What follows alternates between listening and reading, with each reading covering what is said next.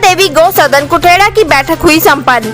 कुठेड़ा में उप तहसील का मुद्दा उठा जोरों पर। उपमंडल घुमारवी के तहत आने वाली कुठेड़ा पंचायत के तहत बने नैना देवी गौ सदन की बैठक व सेवानिवृत्त कल्याण मंच की बैठक कुठेड़ा गौ सदन के प्रांगण में प्रधान सुरेश ठाकुर की अध्यक्षता में हुई, जिसके मुख्य अतिथि केडी लखनपाल ने शिरकत की। इस बैठक का मुख्य उद्देश्य गौ सदन में चल रही किल्लतों को दूर करने के बारे में विचार परामर्श किया गया। न्यूज इंडिया 27 से विनोद चड्डा।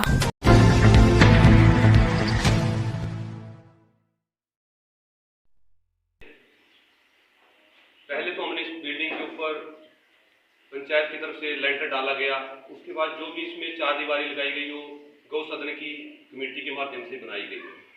उसके बाद ये यहाँ पे जो बाहर पुरी वगैरह का काम हुआ ये भी कमेटी की तरफ से, गौ सदन की कमेटी की तरफ से किया गया। इसमें पंचायत का शायद कोई सहयोग नहीं था। ये जो जितनी भी कलेक्शन हुई वो गौ सदन की तरफ से ही ये काम हुआ। उसके बाद जो हवन कुंड यहाँ पे बनाया गया, क्योंकि लोगों की मांग थी। सभी हिंदू लोग एक गौ माता के ऊपर एक पूर्ण विश्वास करते हैं। तो उसी जब कमेटी की मीटिंग तो उसमें निर्णय लिया गया कि यहाँ पे एक वो बनाया जाए हवन कुंड। तो उसमें जो भी खर्चा आया वो भी गौ सदन की जो कमेटी है उसके माध्यम से इसमें जो खर्चा हुआ। बाकी हमारे बीच में बिजली के बिल की समस्या रही कि जैसे ये जो मीटर है ये पंचायत के नाम से है। तो 3 साल पहले मैं एसडीओ साहब से मिला था, एक्शन साहब से मिला था इलेक्ट्रिसिटी।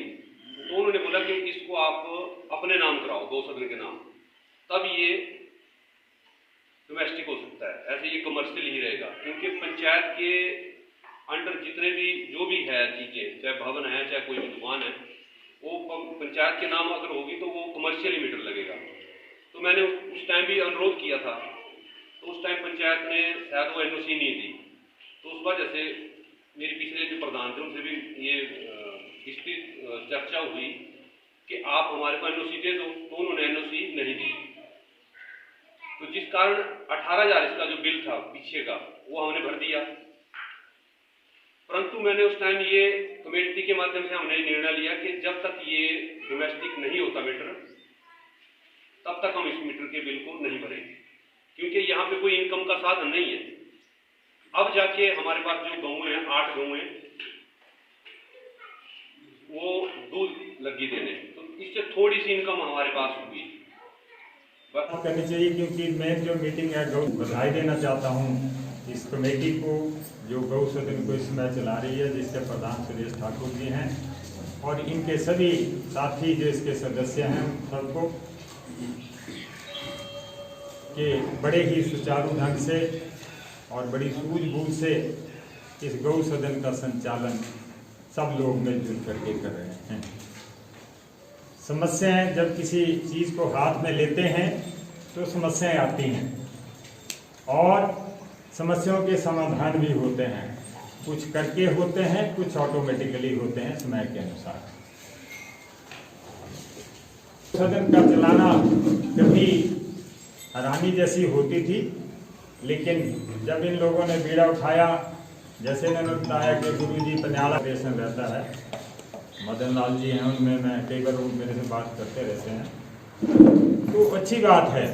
लेकिन जैसे कहा गया कि इसके लिए एनओसी की जहाँ तक बात है, प्रधान जी यहाँ बैठे हैं और इन्होंने बड़े स्पष्ट तरीके पे, स्पष्ट तौर पे बोला है कि जो भी एनओसी की बात होगी ये तुरंत देंगे। तो मैं उसमें आप लोगों को सजेस्ट करना चाहूँगा कि इनसे रास्ता कायम करके हफ्ते भर में सारा काम जो है इसको निपटाएं आप लोग। और जहां आपको